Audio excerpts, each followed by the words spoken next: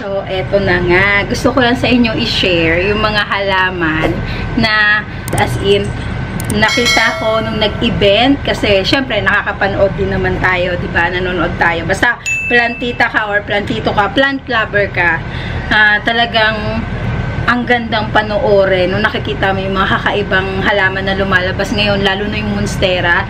Sobrang nang in demand, kaya thank you so much dun sa naging kaibigan namin sa Malaysia na may may lugar siya dyan sa Thailand. Kasi siya talaga nag-push sa akin na mag-monstera ako. Kasi daw in time, sobrang magmamahal ang monstera. And totoo yun. Ganito na siya kamamahal talaga. At itong mga halaman na to is napabayaan ko sa parking. Totally. Oo, yan. Kasi nga, nagpapagawa dito nun sa bahay. Ari kasi, nalusaw siya. Nalusaw talaga sila sa acclimation. Kasi nga, sobrang uprooted yun talaga. Ano lang yun nilagay, moss lang. So, kahit nakita mo yun na maganda, pag natanggap mo, talaga mangyayari, malulusaw lahat ng dahon. So, nag-give up ako talaga sa kanya. Parang, ang sakit sa loob na ganun yung pagkakabili ko. Pero, nung nangyari nga, na naglabas, pasok kami sa ospital, nangyari pinagawa dito, so yung mga halaman, nilagay lahat dun sa parking. Then, na-focus ako kay Dave. Sobra as in, 100% focus ako kay Dave. Nawalan ako ng attention dun sa halaman. Ang alam ko lang, pinapadiligan ko siya sa mga bata. Kasi may mga bata kami dito na, yung mga konting gawa lang, pagtapon ng basura, masaya na sila, mabigyan mo lang kahit magkano. So, sila yung sinasabi ko, diligan nyo dun ha, huwag nyo masyado yung mga halaman. Ganun pa rin naman ako. So, ngayon, gusto ko siyang i-share sa inyo. Kasi itong mga halaman na to is sobrang mamahal sa Thailand. Pero, nabagsak presyo ko siya as in. Kaya yan, wala na tayong patumpik-tumpik pa. Unahin na natin sa pinaka controversial na monstera sa Thailand. Walang iba kundi si Ivory.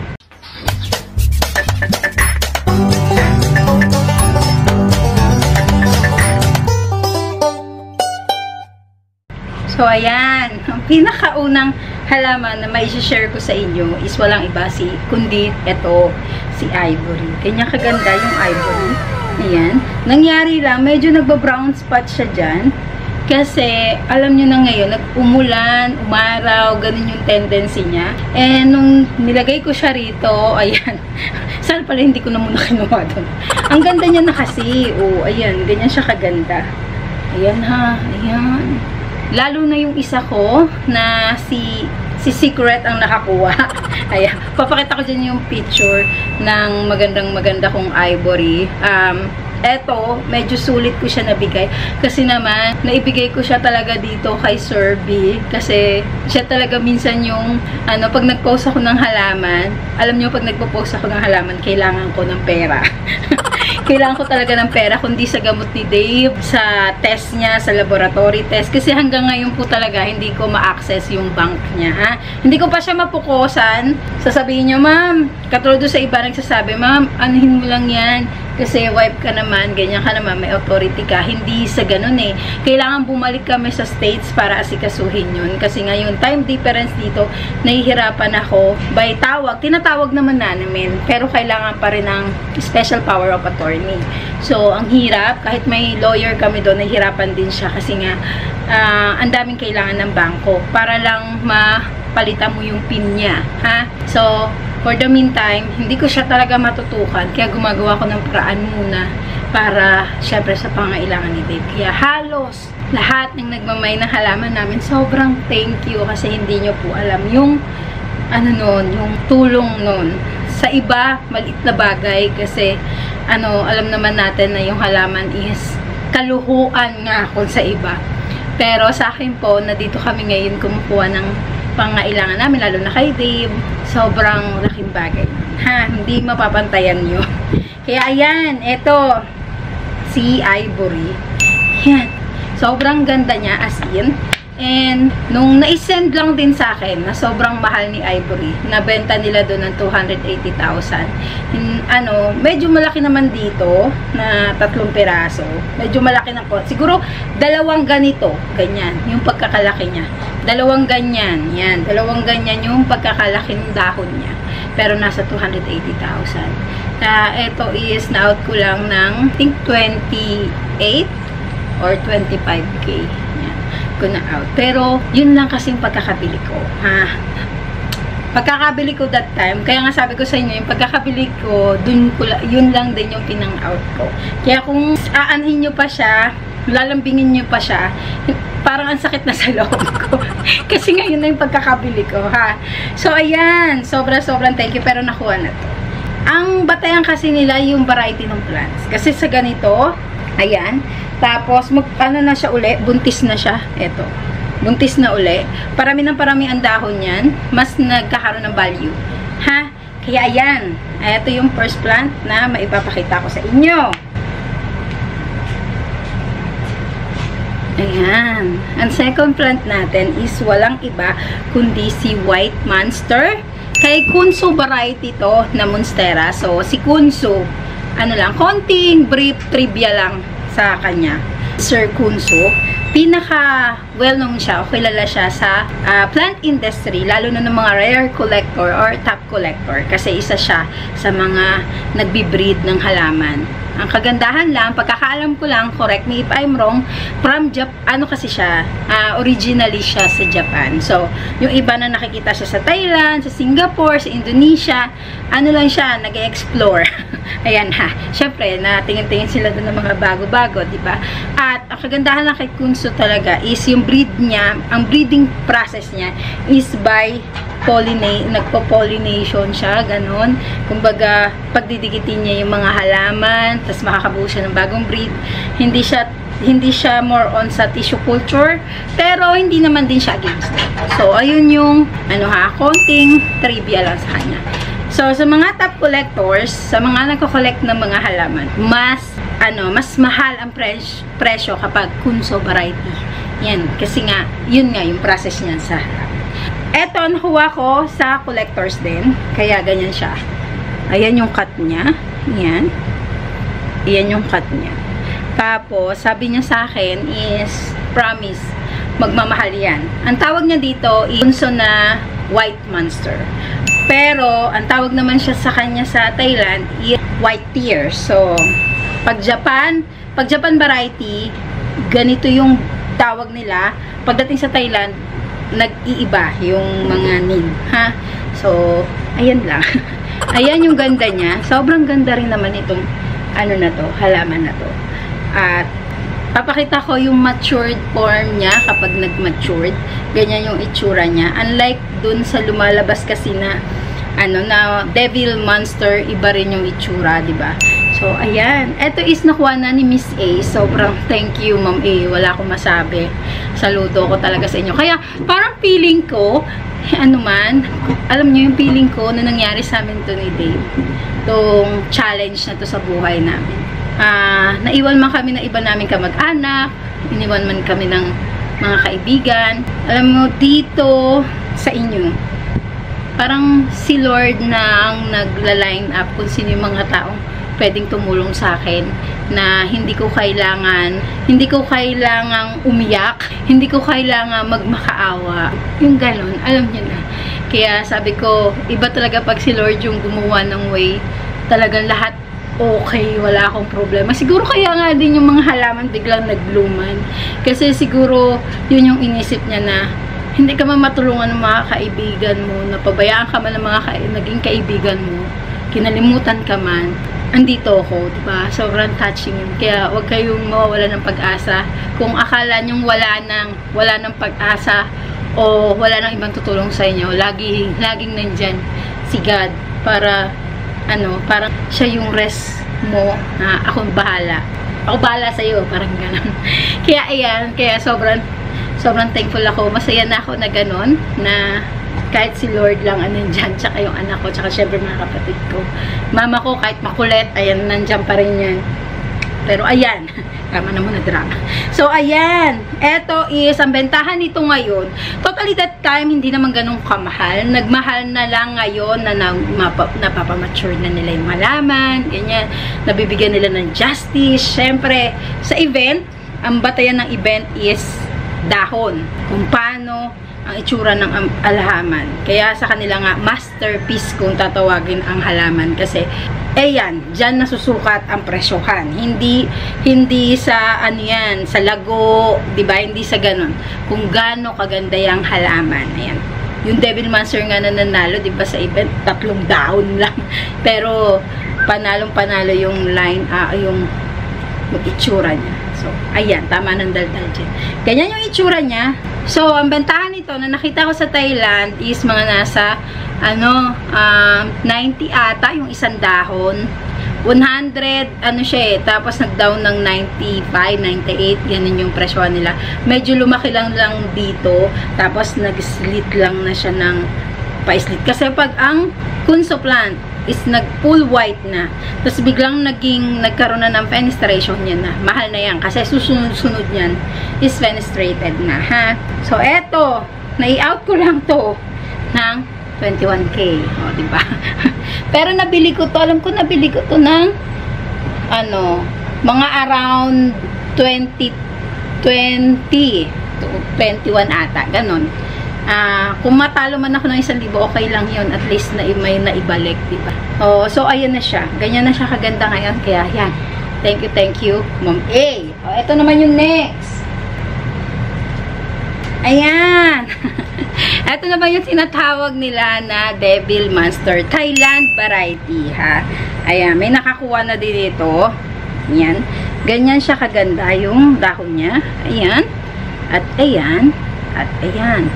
Makikita nyo kasi ang daming lumalabas na Devil Monster, Devil Monster, ganun-ganun. Ang daming niyang lumalabas. Pero, isa lang ang magiging tip ko doon. Pag alam nyo may nakikita kayong parang ganyan, parang green, parang light green effect sa gitna. Yung ganito. Yan yung pa Devil Monster. Tsaka yung kapal ng dahon niya, ha? Ayan, yung pattern niya na para may ano bang tawag dito? Masasabi ko, mint green na ganon ang dating. Sana nakikita nyo. Ayan, i-focus natin. Ayan, yung ditong variety niya, ha? Ayan, parang green effect na padilaw. Ganon yung itsura. Yun yung Devil Monster. Kasi may sinasabi sa, ma'am, eto Devil Monster. Pero, maaano ka kasi, medyo mako-confuse ka kay full mint, kay mint variety, kapag maliit pa. So, pag lumaki, dyan mo na makikita yung difference na, ay, ano pala to? Si full mint pala to. O kaya, ay, si mint variety pala to ng Thai ko, ng Monstera, ng Delhi. Pero, maganda rin naman siya. Kaso nga lang, mas may presyo kasi si Devil Monster, ha? Eto, sobrang, yun nga, nalusaw, tapos biglang nagkatubuan. Nagulat ako sa tubo niya, 3. Ayan o, sa 2, naku sinabi, 2 at 3. Yan. Nagulat ako na 3 agad yung tubo niya, diba? Sobrang galing lang, sobrang panal. Ayan. At, na-i-out ko lang to ng, alam ko na-i-out ko to ng nasa 25, ganyan. Kay Ma'am A uli, sobrang thank you. Gagandahan natin ang packing nito. Aayusin natin. Kung ano lang ako, kung alam nyo na, kung sobrang pera-pera ang labanan sa akin, hindi ko ibebenta to ng ganong presyo. Kasi tatanggalin ko lang yan eh. Ayan. Tatanggalin ko lang yan 3, niya, paghihiwa-hiwalayin ko na. Tapos ibenta ko lang ng 15,000 to, mabilis to. Mabilis siya. Kahit bumaba ka ng magkano doon. Pero, nai-out ko na lang ng ganon kasi nga, kailangan ko. Pero, alam ko, ang pagkakabili ko nito is 23 ata. Basta hindi ko lang alam kung magkano ko siya totally na ibigay kay Ma'am A dyan. Pero, hindi siya lalagpas ng, alam ko hindi siya lalagpas ng 25. Ha? Pero, ayan, panalo siya. Hindi siya lalagpas ng 30. Ayan. Or 28. Kasi wala naman akong binigay sa kanya doon na price ng 28. Wala. So, ayan. Sobrang thank you. Kasi, sila yung nakakuha, mga collectors na alam ko naman mas pagagandahin nila yung plants. Kaya wala na kayong problema dito kasi ganyan na siya kaganda. Ayan. Kaya, ayan siya. Kay Devil Monster na ang presyuhan pa nito, siguro, yung mga ganito, mga nasa 40 to 50. Yung original ha. Kasi nga may lumalabas na full mint ang itsura eh. Yung mint variety. So, ayan. Eto siya kaganda, no? Diba? Comment down below nyo dyan kung hindi totoo na sulit yung pagkakabili niya. Kasi nga, 3 puno na yan. So, kung mapapalaki niya to, syempre, depende sa pag-aalaga, syempre, nung nakakuha, kung mapapalaki niya to at maaalagaan ng maganda, siya palang kauna-unahan sigurong Devil Monster na may lash. Lahat kasi na nakikita kong Devil Monster, kundi cat, top cat, diba? Syempre, humahabol sila sa presyohan yan. The more na, ano siya, na top siya ngayon, is hahabulin nila yung price. Ang ano lang doon, lalabas syempre yung mga tissue culture. Kaya, maganda yung mga cuttings. Ito kasi cuttings yan. Ayan. Maganda kasi yung mga cuttings kasi alam mong by node siya nagsimula. Hindi siya by ano, yung sa tissue culture nga. Nangyayari kasi tendency nun, nag-iiba yung itsura niya in the long run. Dami ko naging ganyang halaman na from tissue culture. Doon din ako natuto. Yung tissue culture pala, nag-iiba in the long run yung itsura niya. May tendency siya na nawawala yung variegation niya kapag mga nasa mid na siya ng pagpapalaki. Kaya, yun, nakakasad lang, diba? So, ayan. Ayan ha. Ayan siya. And, dito pala. Ito yung tinatawag nila na Wagyu Marble variety. Ayan. Ivory din, kung tawagin. Pero medyo maliit siya. Ha? Ivory siya ng Thailand. Ay, hindi. Wagyu Marble variety. Ayan yung tawag sa kanya. Kunso variety plant. Ayan. Ganyan siya kalaki. Ayan. Pero, ang tawag nito doon sa Thailand is ivory. Ayan. Ganun yung pagkakaiba-iba nila. Ha? So, eto. Ganyan yung itsura niya. Ganyan na siya kalaki. At may palabas siyang dahon. Ayan. Laban yung paglabas niya, kumbaga, pag lumabas yung dahon nito, na isa na to, ayan, mas gaganda yung presyo nito. Iba agad yung dahon niya. Ang ganda agad nung, kulay, kakaiba agad. Tapos yung dahon niya, alam niyo yung marble na ukit, na kakaiba. Ayan. Sana makita niyo, no? Sana ma-justify ng aking video kasi maganda talaga yung itsura niya. Ayan. Ganyan siya kaganda dyan. Iba yung pagkaka-marble nung itsura niya. Alam niyo, kaya siguro siya tinawag na Wagyu. Kasi yung Wagyu beef, na style ng Wagyu beef, yan, papakita natin yan. Ganun yung style ng dahon niya. So, nung una, hindi ko ba't Wagyu? Masera Wagyu marble. Tapos, sabi nung anak ko, syempre, yung style ng dahon niya, parang si Wagyu beef. Yung class A na beef sa Japan. So, tinignan ko, no? So, ayan nga. May similar. Kaya pala ganun yung name niya, no? Para isipin ko, at kaya nila naisip-isip yung pangalan na yun. Pero, iba-iba rin talaga yung difference niya. Kung pagsasamahin natin, iba-iba talaga yung itsura nila. Check nyo, ha? Iyo sila sa itsura. Para pare-pareho naman, ma'am. Hindi. Tignan nyo. Oh. Ayan. Ayan yung itsura nito. Ni Devil. Oh. Diba? Iba talaga. Tapos kahit, kanino pa ba? Oo. O, diba? Iba din. Iba-iba talaga siya. As in.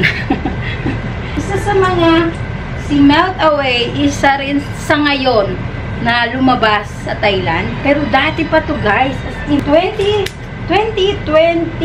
meron ng Melt Away. Ha? Ayan yung nakakuha. Ayan siya, oh. Ayan. Ang ganda din naman ng dahon niya. Para siyang hindi ko masabing electrolytes ang dating. Para siyang electrolytes na nag-fade ang kulay. Ganon. Ha, si electrolytes kasi labas yung kulay niya eh. Kaya tinawag siyang electrolytes kasi nga 'di ba yung pagka-electro ng kulay niya labas talaga as in makintab. Oo, labas. Yung lutang ang kulay, ganun. Siya naman para siyang nag-fade away. Nag-fade away. Ayan. Ayan yung kulay niya. Sana na-appreciate nyo. Sana nakikita nyo kasi yung ilaw ko kakaiba. Ayan siya. Ngayon, lumabas na sobrang mahal ng Melt Away. Meron sa event na naglabas ng 180,000. At eto, hindi ko naman ina-expect na gano'n na pala yung bayaran nito. Yung presyohan nito. Pero, Masaya ako kasi si Sir B yung nakakuha. Kasi nga maraming beses na ako na-save ni Sir B sa pila ng Mercury Drug. Kasi nakapila ako. Tapos, shit, kulang yung pera ko. Alam nga naman, kasi nga, hindi ko na-expect na ganito kamahal. Kulang yung pera ko. Wala naman kasi kaming discount price. So, ayan, magtitext lang ako, sir, ano, ganyan-ganyan. Sabi niya, sige, bigla magsisend na yan. Ang bilis. Kaya sobrang thank you. Ano, savior ko minsan yan, si sir. Hindi man niya alam, hindi ko man sinasabi, pero kung alam niyo lang, kada ganon, sabi ko talaga kay Lord, hawak ko kay ninyo kasi andito nga si ninyo namin. Diyos ko, pagpalain niyo po yung mga taong talagang nagsisave sa akin in times of trouble. Ang galing niyo po talagang gumalaw. Kaya, ayan, naiiyak man ako, pero totoo yun. Parang hindi ko mamakuha sa iba na kamag-anak or kaibigan. Nakukuha ko dyan sa mga taong yan. Kaya kung alam nyo lang, gusto ko kada may magmamind sa akin. Si Ma'am A, Sir B, si Sir Emer, hindi na kayo si Sir, ayan, si Sir Jigs. Ayan mga yan. So ayan, balik na tayo ha. So, tama na dyan. Tama na. So, ayan. Ito is, ang bentahan nito is mga nasa 100 pataas. Lalo na yung ganito ka-size. Sizing. Yan.